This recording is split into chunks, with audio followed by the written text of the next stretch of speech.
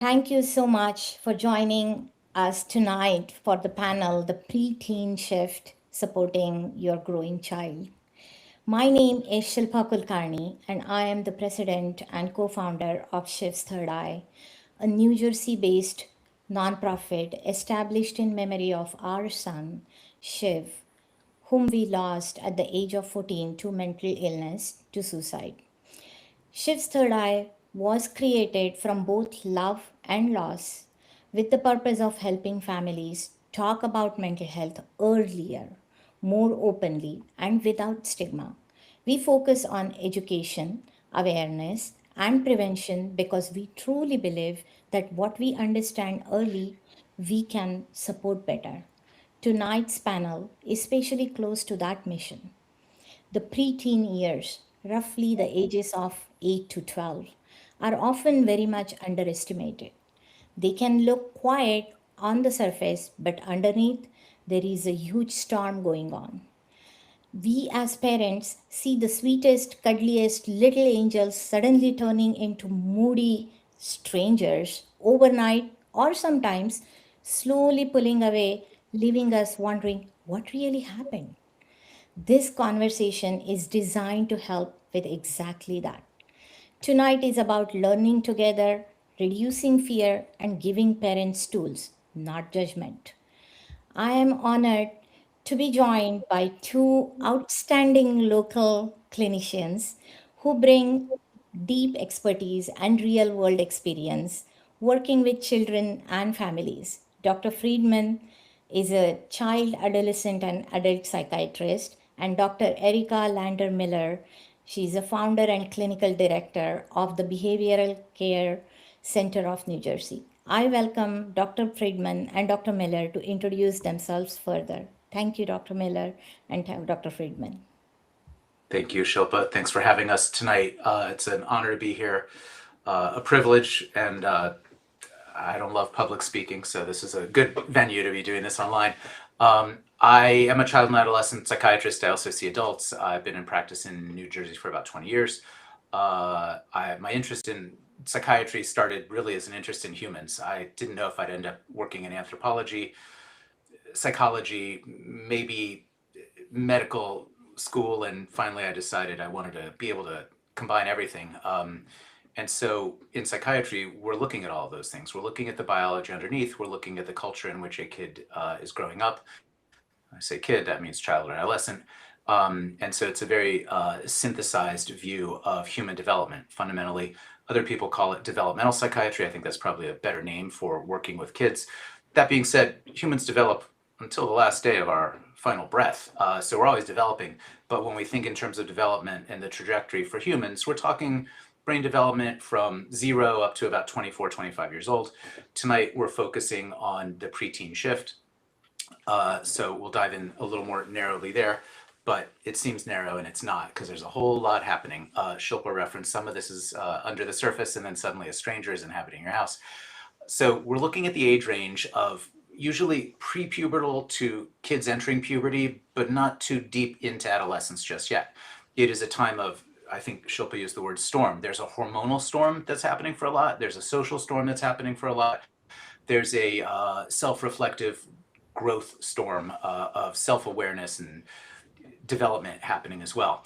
We're looking typically at the ages of 9 to 12 years old, so not quite teen at 13. The marketing community has labeled this target group tweens. They are between childhood and adolescence. So we've heard of this. And I always think of this crew as sort of awkward, stuck in the middle, 1 foot in childhood. They still want their daddy or mommy to soothe them. And the other foot is towards adolescence, where they need the mommy and daddy to step the hell back and give them some space. So there's an awkwardness. There's a stuck in the middle piece. Some of the developmental milestones, we'll look at this from sort of the inside, the outside in. Outside, what do we see? We see, if we've all been to the pediatrician and we've had the graph where we see height and weight charted and we make sure our kid's growing on the graph, there's another graph that other folks in child development are looking at, somebody like Dr. Miller and myself, which is this kid growing intellectually? Is this kid growing socially? Is this kid able to keep up with academics? What are the other milestones and what's the trajectory that any given kid is on? Everyone's on their own trajectory, but we want to make sure they're still on it. They're not falling off. So these are some of the things we measure. Some people will measure this with neuropsychological testing, very specific and precise, looking at different functioning regions of the brain. As a child psychiatrist, I don't dive in quite that deeply. I'm looking more at the emotional and the functional piece out in the world. So we're looking at during these years, and think of, for all of us who are looking at kids 6th and 7th grade, a little bit into 8th grade, they're probably 12 years old by 8th grade. We're seeing a steady growth in height and weight. Some kids, girls earlier than boys, are having growth spurts. As hormones hit, you see this. And so this may be the cohort of 7th graders where you notice all the girls are taller than the boys all of a sudden. The boys will catch up in 8th grade and 9th grade, but the girls leap ahead here. There's a growth spurt. You also see on the physical developmental level, better coordination. Kids are more able to participate in sports with greater success. Their balance is better. Their strength is better. They are starting to master complex motor skills. They're very good at riding bikes now. They are more able to participate in team sports, take instructions from coaches as opposed to just everyone chasing whatever ball it may happen to be.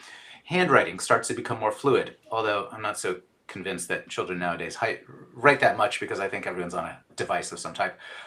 Puberty, fun times. Hormones start to surge, girls earlier than boys. But what do we see? And I hate to say smell. We see some breast development. Girls may start menstruating. They may simply have other changes that don't quite yield menstruation. The voice is changing. Both girls will drop their voice and boys will start to drop their voice. This is, of course, challenge because different cultures, for example, in Judaism, you have to go potentially do a bar or bat mitzvah. And of course, the challenge is your voice is cracking, it's dropping, and you're supposed to get up in front of everyone you know and sing in Hebrew. And it's a real challenge. I think it's part of the rite of passage is testing what do you do when your body's going through this change, and will you be accepted and indoctrinated into the next level as a rite of passage towards adolescence and adulthood. Muscles are starting to grow in boys. They're starting to take a look in the mirror and flex a little bit. Mom, Dad, look at what I've got, right? We may see body odor. Sorry, we may smell body odor. We may notice acne. And there's some body hair happening. It could be facial hair. It sometimes is going to be more on the arms and the legs, etc. It's not going to be typically the full adult coating that we see. Baby teeth are finally falling out. Kids are finally losing their final teeth and the adult teeth are filling in. Kids may become more skilled at playing musical instruments or participating in crafts. So that's more sort of the physical outside developmental stuff. Cognitive milestones, the brain, what's going on the inside? How is the, what's the word? Sophistication emerging.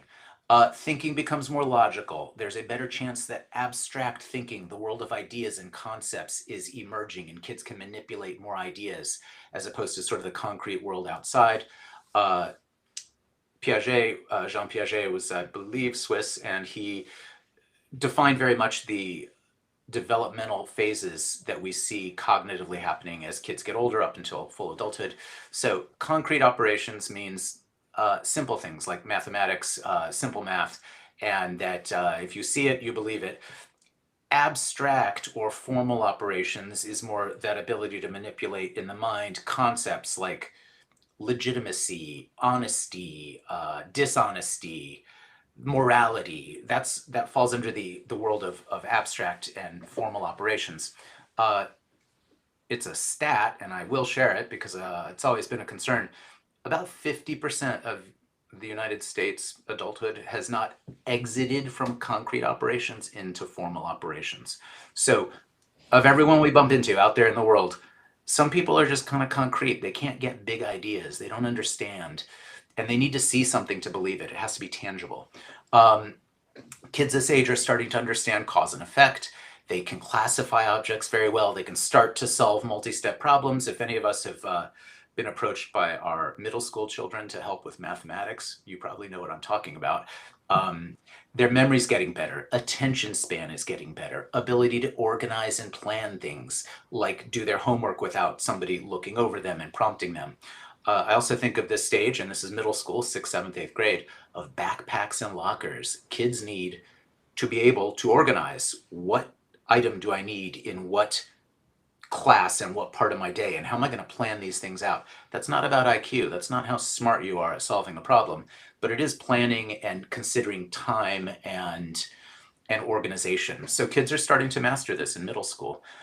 They're better at perspective taking, seeing the viewpoints of others. We call this empathy. There's something theory of mind, which implies that people understand other people may see things in a different way than oneself. Reading comprehension is improving. Kids should be able to read chapter books, novels, that kind of thing. Maybe writing is improving as well, developing ideas and presenting them verbally with greater depth and detail. And an ability to think about hypotheticals, moral reasoning, the idea of right versus wrong becomes nuanced. An example I like to give is there's a highway, there's a speed limit, 75. You can ask a kid, what happens if you speed? The concrete answer is the police give you a ticket. The abstract answer is, well, it's a shared setting, it's a public space, and by going faster than the speed limit, I put myself and others at risk. That would be a more abstract idea. Same scenario, but the concrete thinker is just looking at what's the difference between getting caught and not, and someone else is looking at it through the moral reasoning of what's right versus wrong. This is growing a lot with middle schoolers. There's greater independence, there's more separation. Kids start to drift further away from home and focus more on their friends outside of the family. They start to test some boundaries. They're going to push back. They've made nice little rule followers, perhaps, like little Cub Scouts or Boy Scouts or Girl Scouts. But it's normal to both be oppositional and or be compliant. Both of those are starting to be considered normal. So there isn't one thing that says my kid's a troublemaker because he or she's not following a rule, or my kid's a great kid because he or she is following a rule. All of it is expected to be explored in this age. It's an age of discovery. Kids also start to be interested in some privacy. You might notice they don't want to play in a public setting in the house. They want to go spend some alone time in their room. Doesn't mean they're necessarily on a device. We'll get to devices later. But it means that they realize they like being in their own head, exploring. I want to reference some of the academic milestones because, as we know, kids are in school. It's their primary vocation at this age. We are hoping that kids are learning to read and stay on grade level with books like fiction and nonfiction. They are able to pull out meaning. They can identify themes, summarize ideas, make inferences. In writing, I referenced this earlier, they can produce clear, organized essays. Hate to say it, we're doing 3 to 5 paragraph essays by now. They can use grammar, they understand punctuation. In math, they can do ratios, proportions, equations. Again, I have trouble with this. I don't like it when my 8th grade kid asks me to help. Maybe the beginning of geometry, the concept of surface area. So these are evolving and they're built sequentially, foundationally year to year. In science, they can understand the scientific method, which is pretty crucial.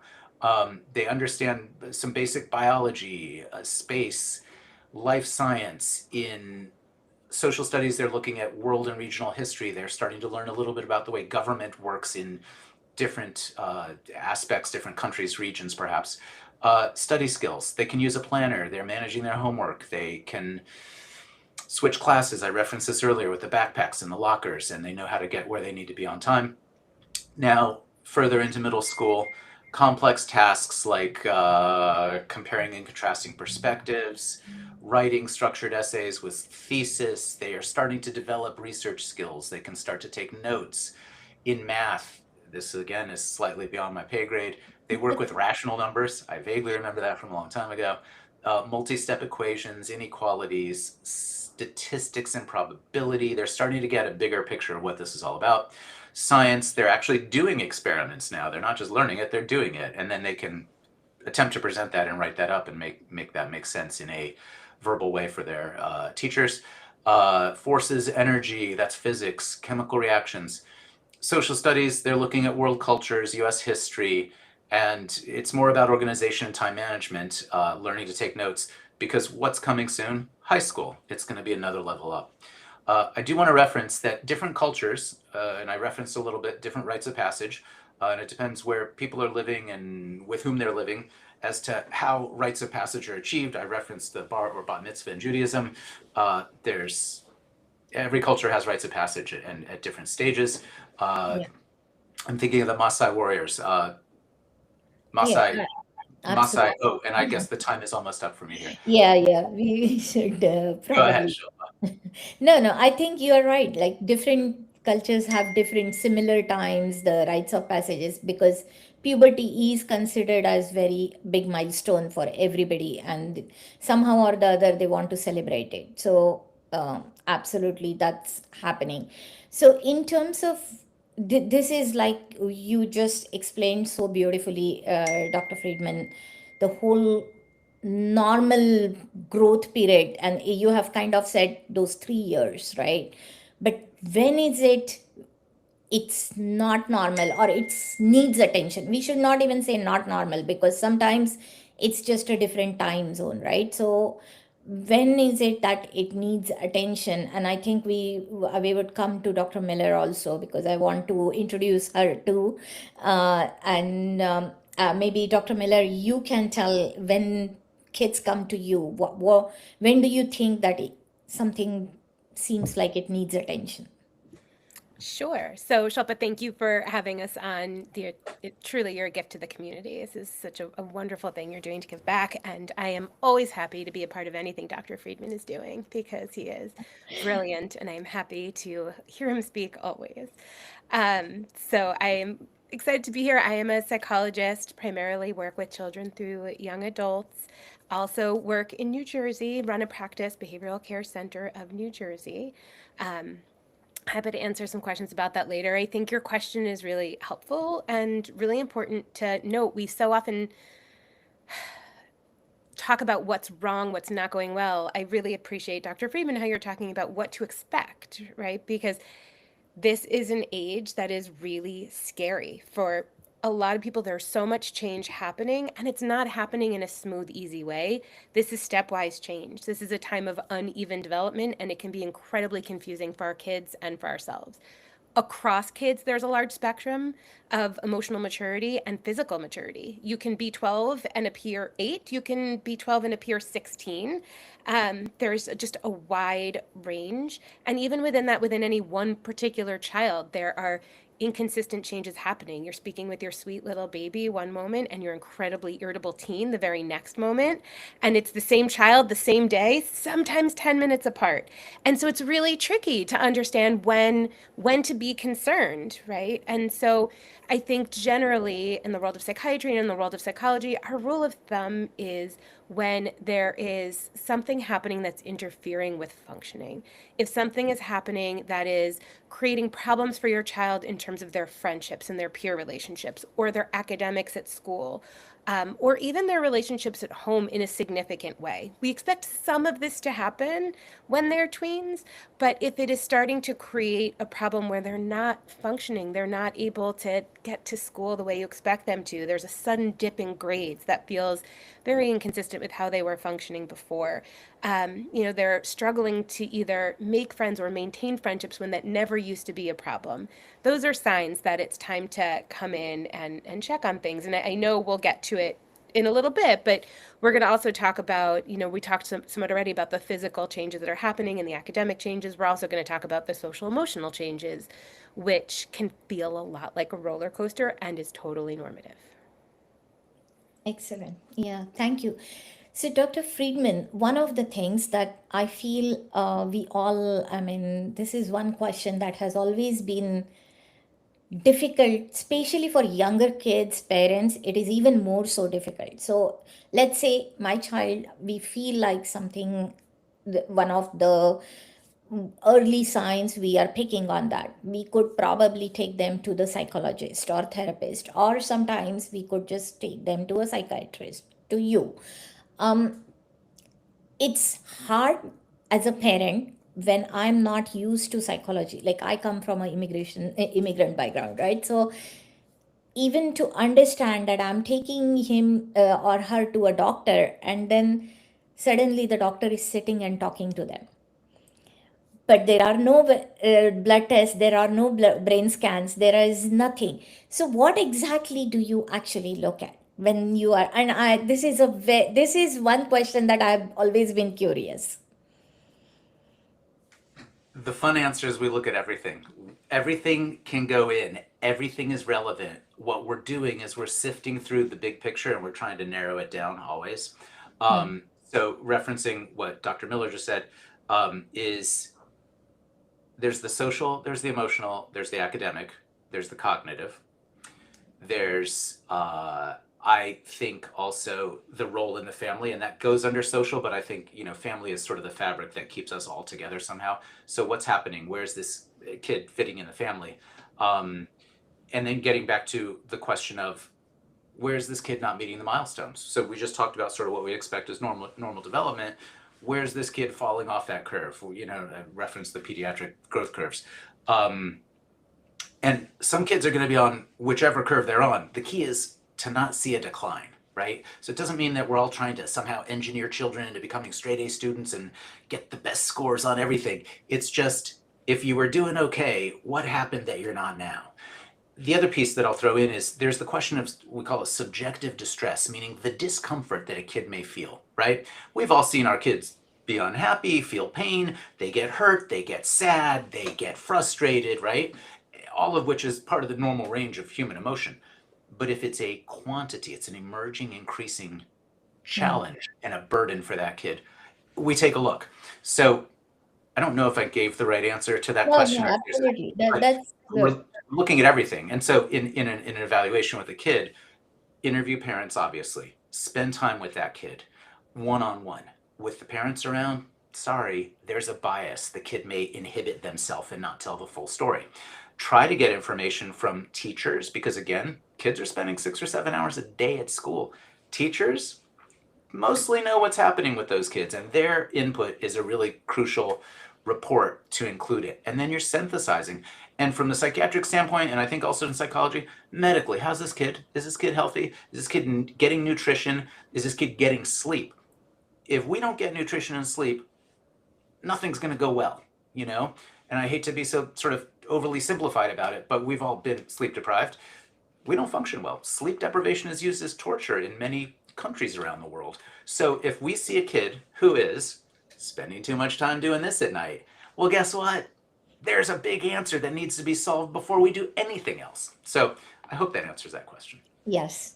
I wish I can bring my 17-year-old to you and you tell her that, because I can't seem to get across. Everything else takes Good a luck. back seat. Sleep Yeah, is the yeah. most important thing. It's Uh, foundational, right? Absolutely, Yeah. absolutely. So I think we talked a lot about the changes that are happening in this preteen shift, right? One of the things that both of you said, and which is what I understood, that you are saying that anything the kid, they are still going through all these different mood changes, this, that, whatever, but at the same time you both said that if they have been having lots of friends and then suddenly they stop having friends, or they have been very nice and they stop being nice to the parents or whatever, but that's also part of being uh, puberty changes as well. So how do parents differentiate that this is developmentally normal behavior versus signs that needs closer attention, and is it even possible for parents to figure out, should they just come to the professionals and um, whether we should just say, let them let them actually talk to Dr. Miller or Dr. Friedman, and then they will figure out, is that something, the answer for that? Because I have heard this from a lot of parents, that how do I know when it is okay and when I should be really think about it as serious enough to take them to the doctor? Yeah, I'm happy to speak a little bit to some of the social emotional changes that we're looking for around this age. And I think the rule of thumb is you do the best that you can to read up on what is typical development. And you also want to trust your gut. If you're ever unsure, you can always bring them to a professional for help. There are times people bring their kids in and I meet with their kiddo, I meet with the parents, and my advice is they're a teenager and it's frustrating and overwhelming and they're okay, right? And if you see this change or this change, come back. I'm here. I'm not going anywhere. I've never had a parent regret bringing their child in and being told that things are okay. I have had parents regret not bringing their kiddos in, right? So if you have any concern or you're just unsure, you don't always have to commit to therapy. You can commit to just checking in or an assessment with a professional to see. So, I'll talk a little bit about what to expect, but also if you're ever unsure, trust your gut and have someone else put eyes on. This is a really confusing and hard to figure out moment because these changes come with a lot of irritability. And so it's hard to know what is typical irritability and what is not. And Yeah. so we'll talk a little bit. Some of the social changes that we're expecting in our tweens is this big focus on independence. They really want to be independent from parents, except for the moments where they really want your help and they need you there, right? And there's a lot of rule testing and boundary testing. There's certain times, there's the 2-3-year-old rule breaking, then there's the tween version. It's developmentally appropriate. They're feeling out their independence and where they are. We expect it to some degree. If you're concerned in any way that it's too much testing out of the rules, then you check in about it.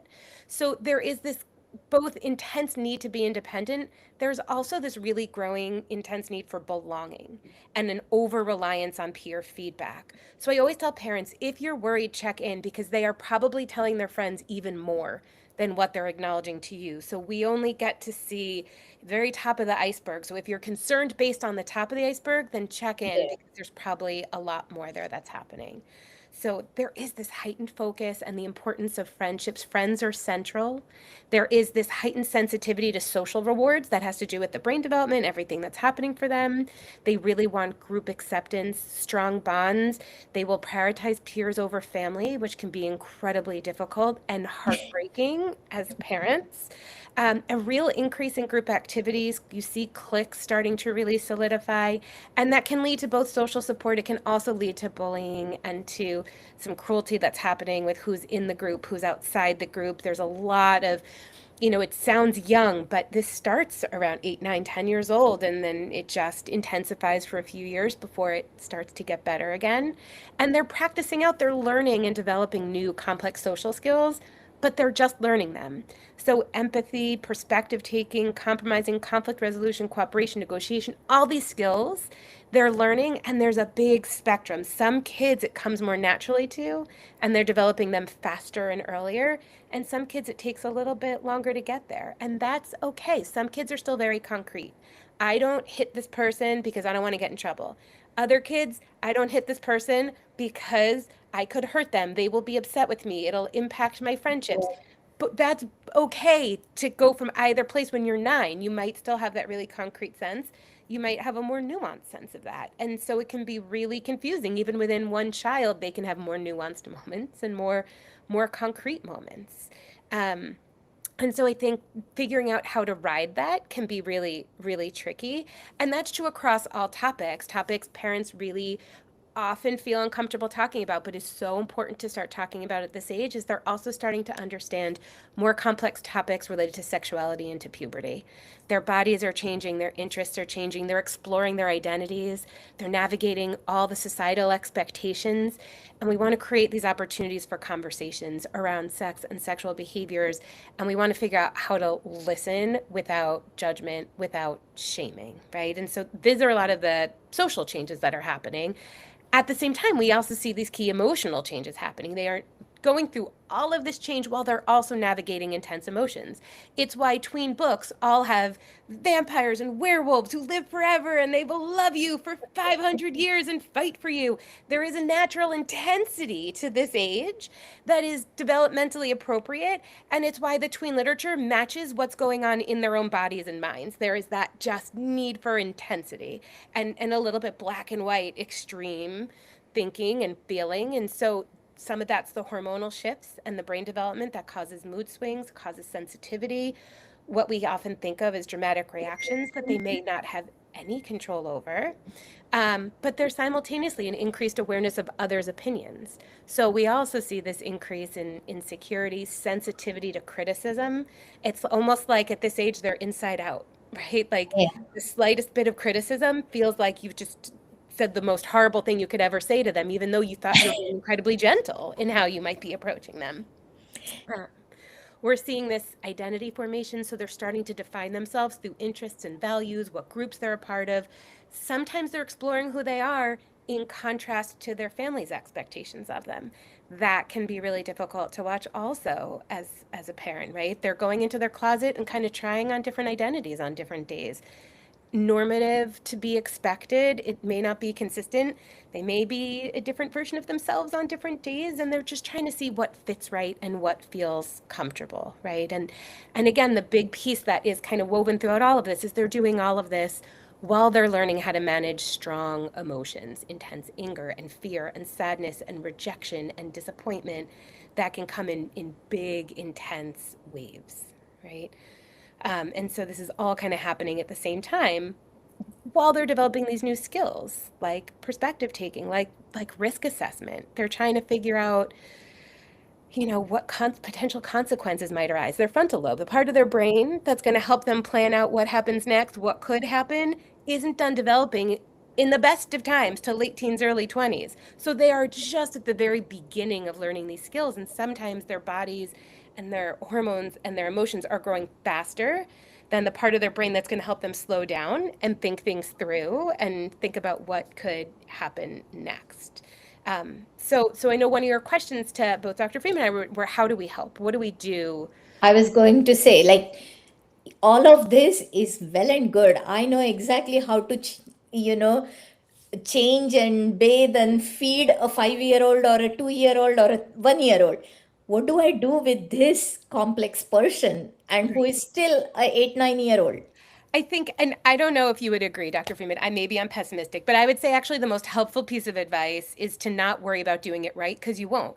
Because what's right in this moment, they're going to tell you is wrong 5 seconds from now. And then 10 seconds later, it'll actually be the right thing again. And so it's okay to not be doing it right. If you do it with love and you do it with curiosity and you do it without judgment, then that's all you can do in the moment, right? You do the best you can. You want to try to foster independence. So this is an age where we want to give them more choices, more responsibilities, see what they're capable of, and let them fail. It's okay if they're adamant that they're capable of something you don't believe they can do quite yet, but there's no danger to it.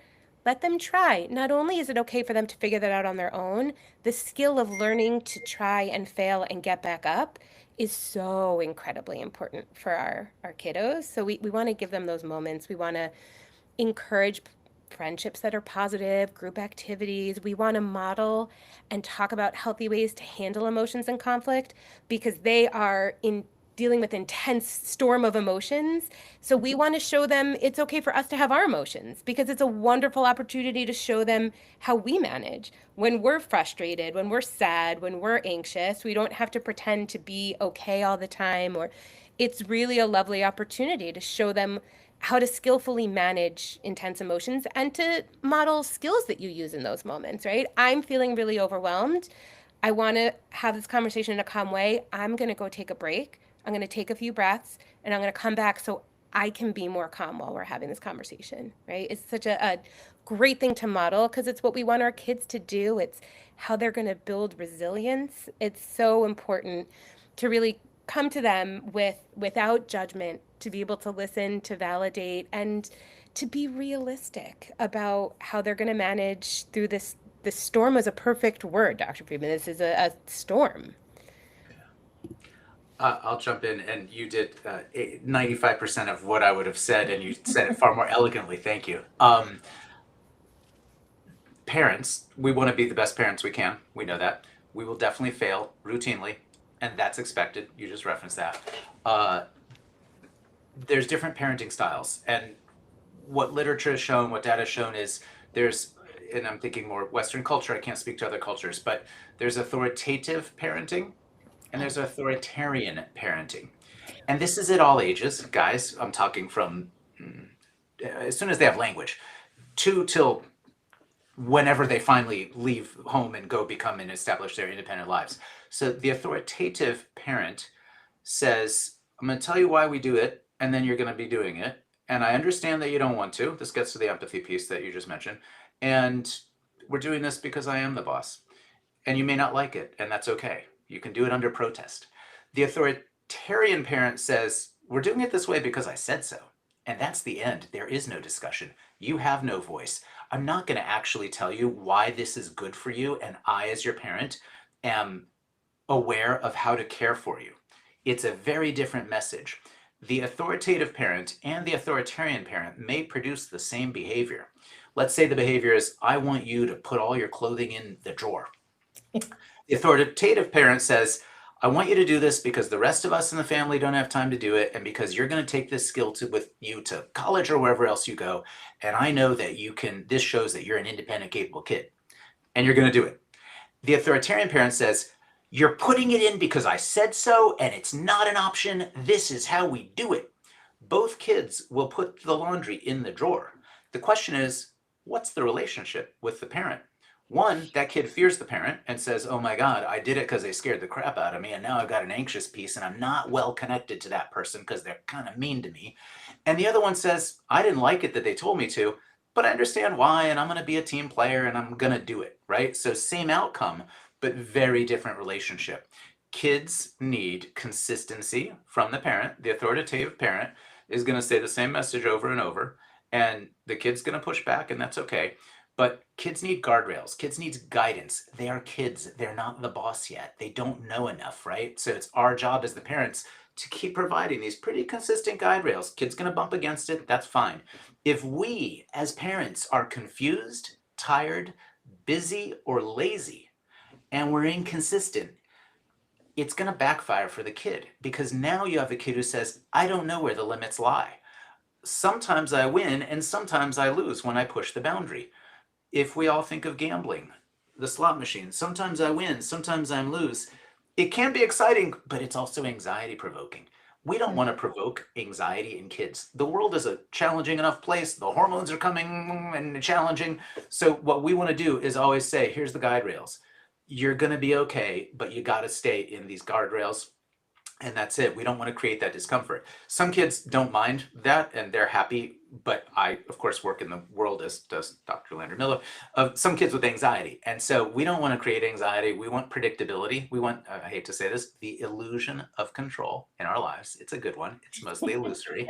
We want calm parental consistency. Then what we're nurturing in that kid with us is a consistent, stable, secure attachment.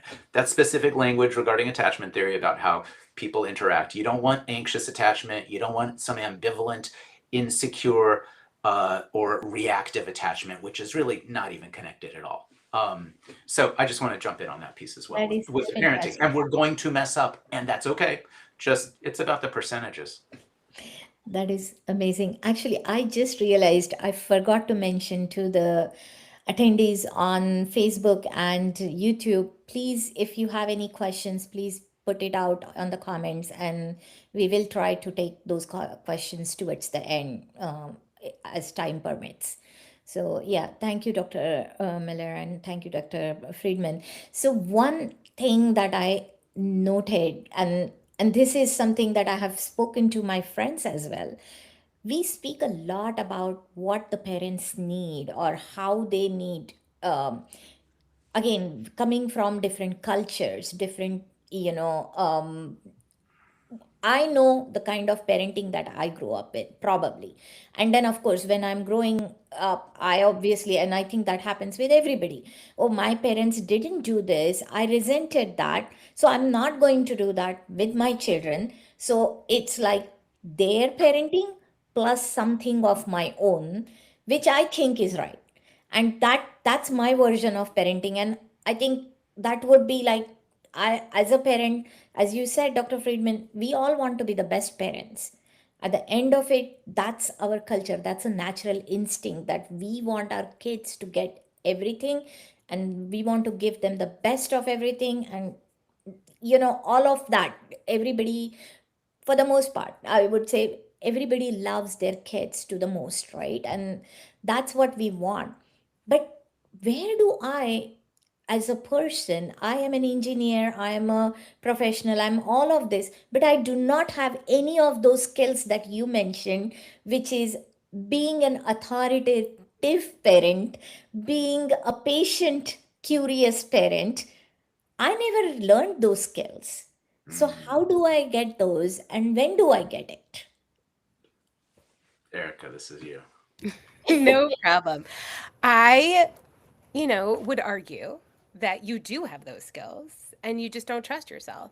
If you're an engineer, you are by nature a curious person who has hypotheses and tests them out. You don't go in assuming you have the answer to a problem. You're a scientist. You go in with a question and then you figure out how to test out what works. We do a lot of behavioral parenting work at the practice. And yes, research supports how we do it, but then there's the individual human who's in front of us. And so we really need to see what works. We have the general principles of behaviorism that help us figure out what's likely to be effective. And then we move into our hypothesis testing. What is more likely to be effective? And for anyone on here who has more than one child, you know that what works for one of your kids is not always the same thing that works for the other child. Some kids need a softer touch, some kids need a heavier hand, some kids need explicit directions, some kids need you to ask open-ended questions that lead them down the road so they think that they've come up with the answer themselves, right? So I actually think that you do have the skills. I think it's parents learning to trust themselves and to go in with curiosity and to go in with non-judgment and to feel empowered. I think that parenting fads are like dieting fads. You don't remove an entire piece of the food pyramid because that's actually not healthy. What we need is a little bit of everything. If all you're doing is setting limits and consequencing your child, it's going to compromise your relationship. If you're permissive and don't set any limits because you don't want to upset your child's likely to struggle and not be able to function, right? All or nothing thinking is rarely ever the right answer. And that doesn't mean that you're always in the middle. I had a mentor once who talked a lot about riding a bike. Acceptance and change is riding a bike. And if you're riding a bike, you're never actually even. If you were even, the bike would fall over. The reason the bike continues to move is you're constantly shifting left, right, left, right, left, right. And that's what keeps you upright and moving.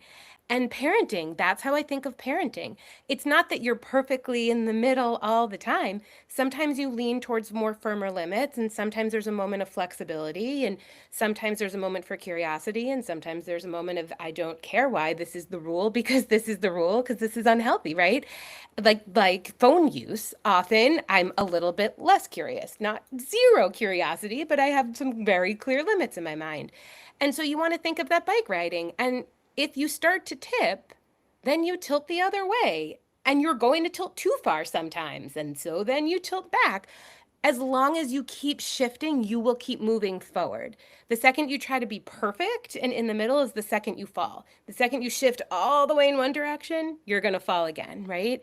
And so I think it's so hard. People want solid answers. But the truth is, it depends. And listen to your gut and listen to your child. And you move with them and you keep moving forward by doing that.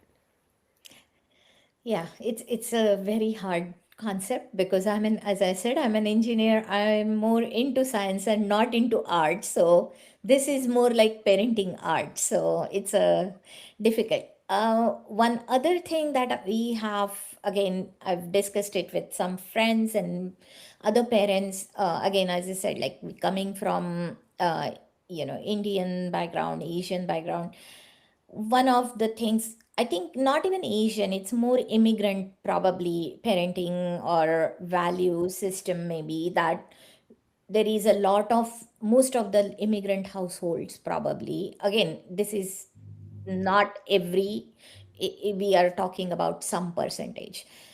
The academic and cultural expectations, because we come from a different culture, so those expectations are quite a lot, especially academic. Strong academics are really really valued a lot more.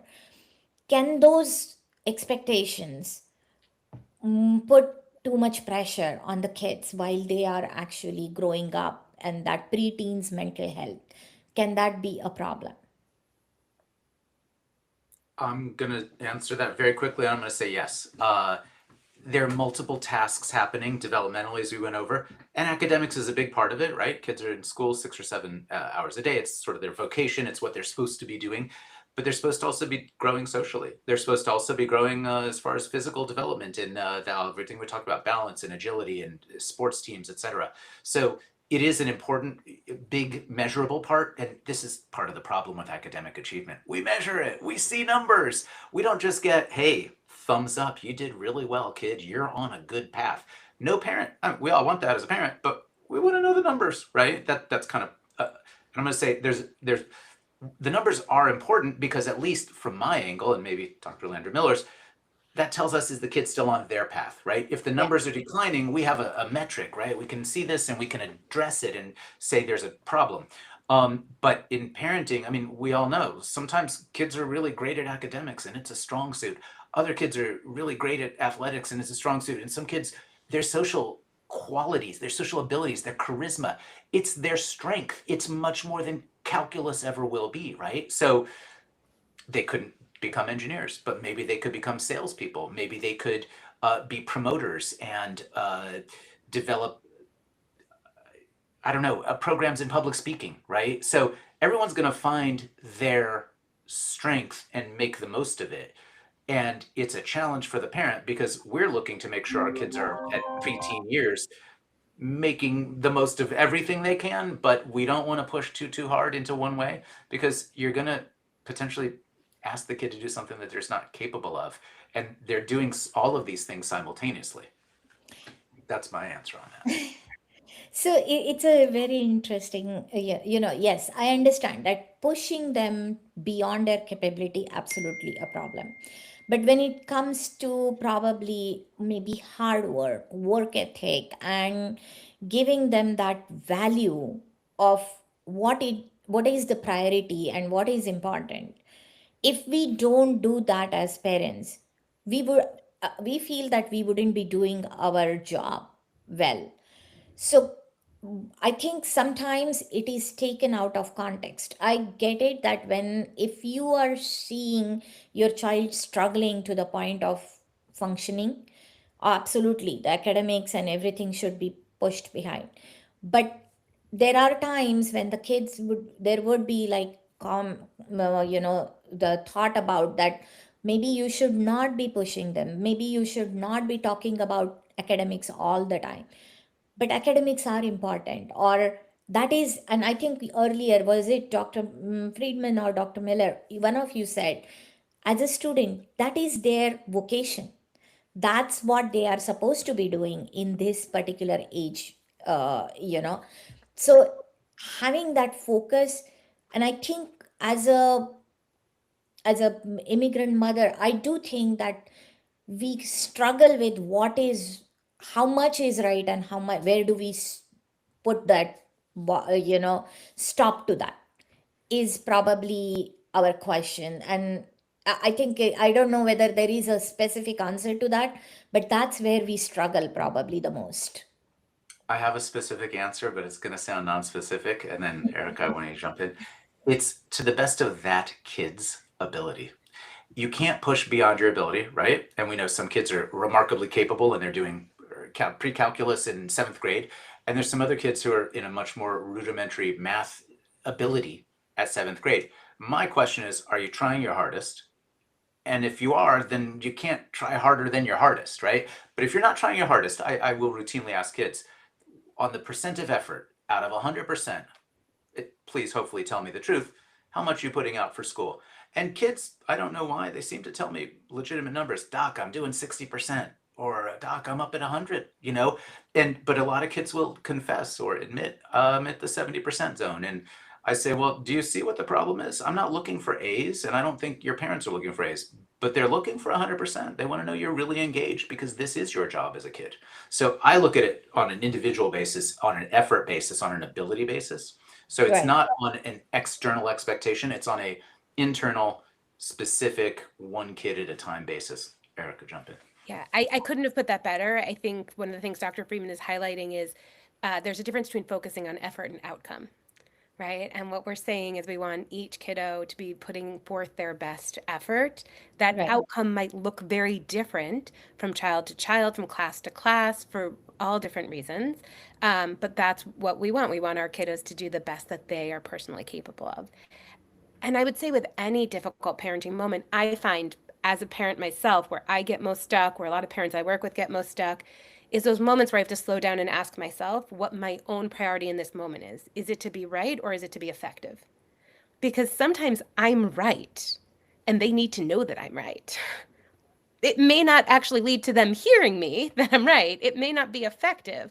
If my goal is to be effective, if I actually want to move them in a particular direction, I might have to take a stance that feels uncomfortable, or I might have to move in a way that's more flexible than I'd like to be, because that's what's going to make movement happen. But if my goal is just to be right, then I can stay rigid in what's right. And so slowing down and checking in the moment about what's actually my goal is going to help me be more effective in that moment also. Wow. Yeah, we have to sign up people for parenting classes from you, Erica. Definitely. It's amazing that we don't have this in our curriculum, right? We We all don't. learn. I would be very frank about it. Like me and my husband, we are a little late parents. Like we had our kids at the age of 35, and we literally that what to expect when you are expecting, and the first year, we were very, very intentional about it, and Yes. that's what we needed Yes. as a parent. What we should be expecting. Of course, there is obviously changes, and you figure that out as you are, Right. but I really wish that there was something, a guidebook for, especially when the kids are turning from, that 5, 7 to into the preteen age, Mhm. what to expect from, and as a parent, how do you move, change your parenting style? Definitely.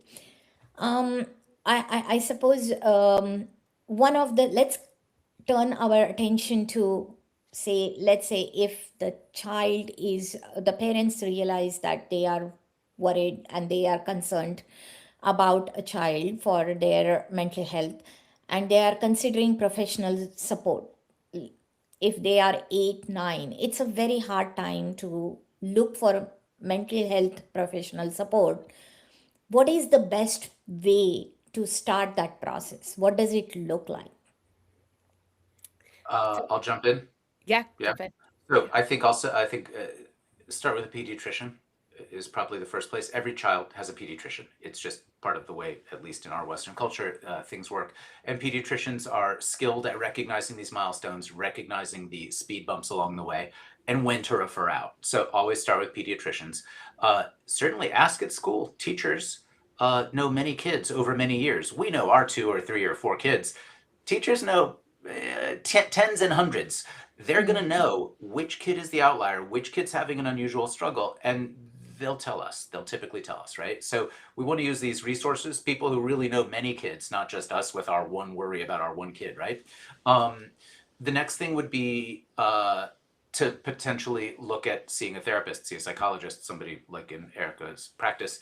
I will say, usually, a psychiatrist like me, I'm kind of the last stop as opposed to one of the first stops, because the biological psychiatry at this point, we want to do everything we can without addressing the biological side. Presumably, these kids are well and they don't need to look at something like medication, a biological intervention. But this is the nature of collaboration amongst peers: is we're constantly co-treating, because one treatment enables the other, right? And the idea always is, I certainly tell most of the families I work with, if they're going to be doing something with me, the day that we first start treatment is also the day we're planning the discontinuation. We're planning the start and we're looking at the end. That end may be flexible. I can't predict the future, but please understand, we're looking at getting your kid back onto their developmental trajectory. That is the goal. It's not treat this symptom.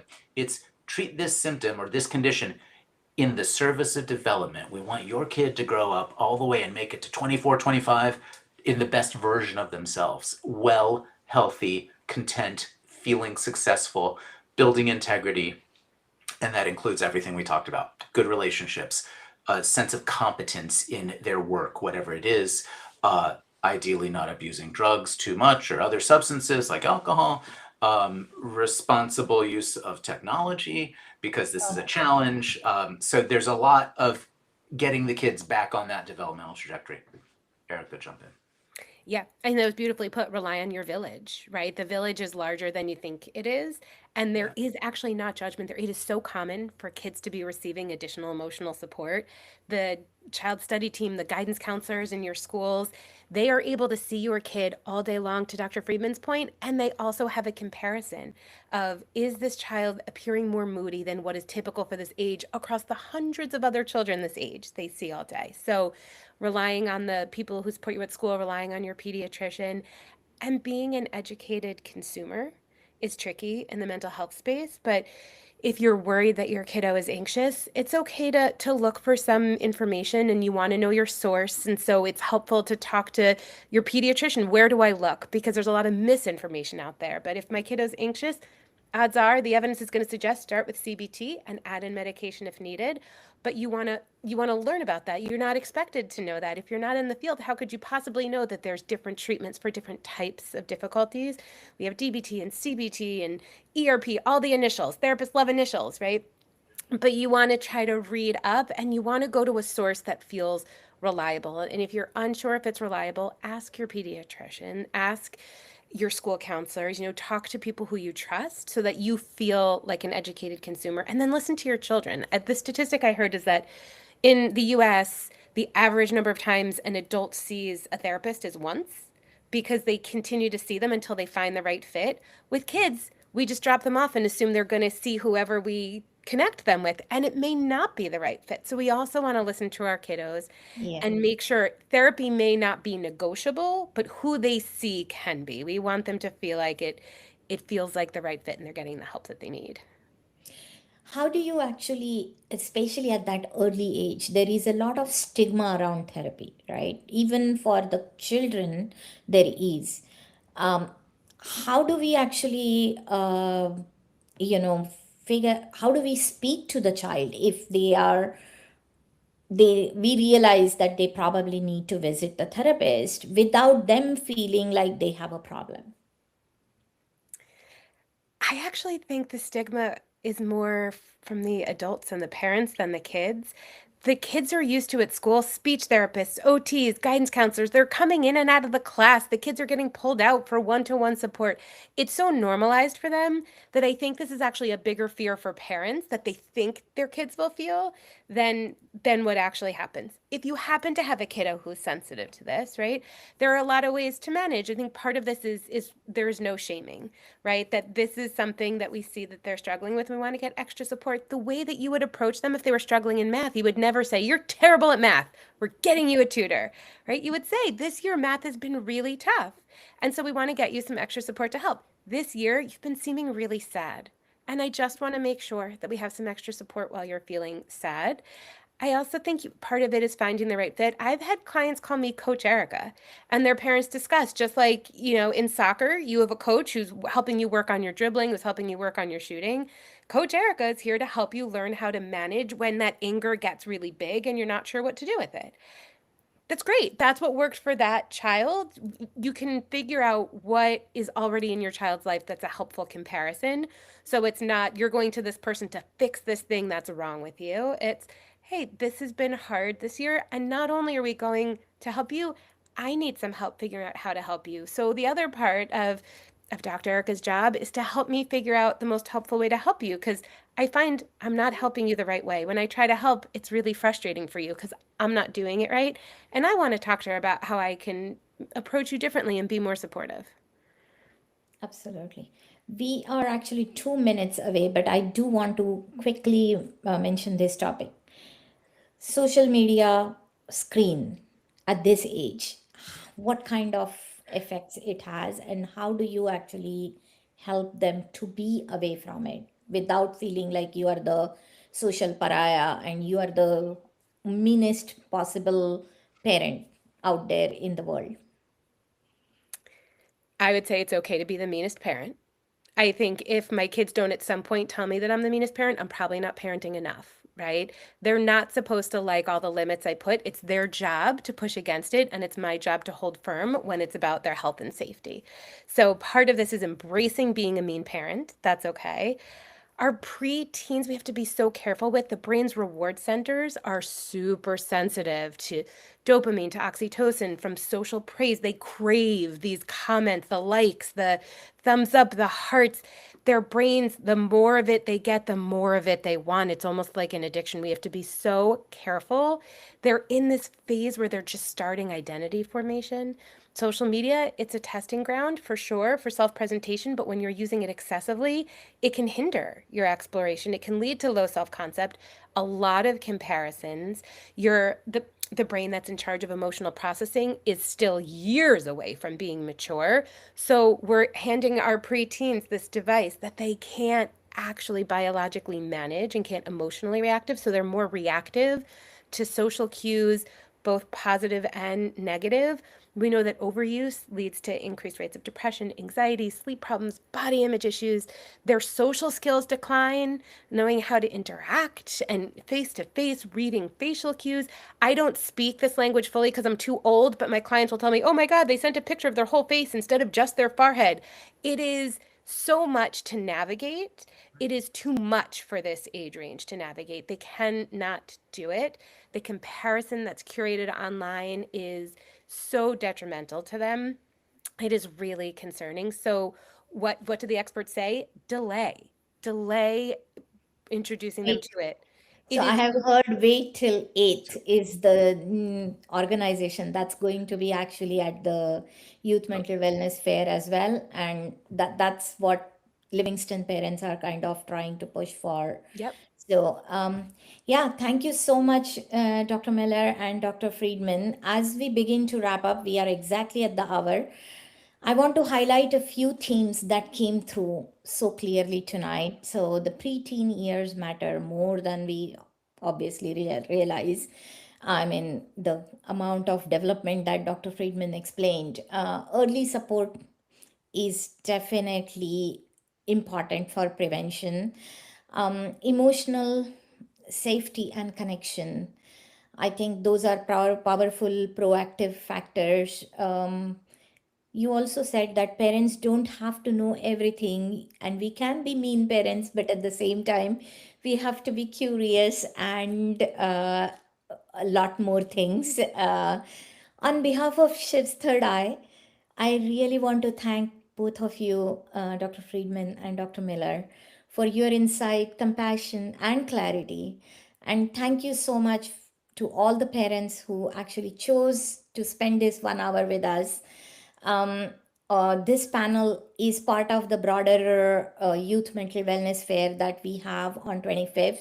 If you do want to talk to Dr. Friedman and Dr. Miller, they are going to be at the fair. Please feel free to walk up to them and ask them any questions. If there are other questions, please put it out and we will try to answer those as well on the YouTube. And we will continue to, we hope that you continue to join us for many next conversation as well, next Wednesday about college bound kids, and for in-person fair. Most importantly, I think uh, we do have to remember that we are all trying our best to be our kids' best parents they can get. And, thank you so much and good night. I really appreciate your presence tonight.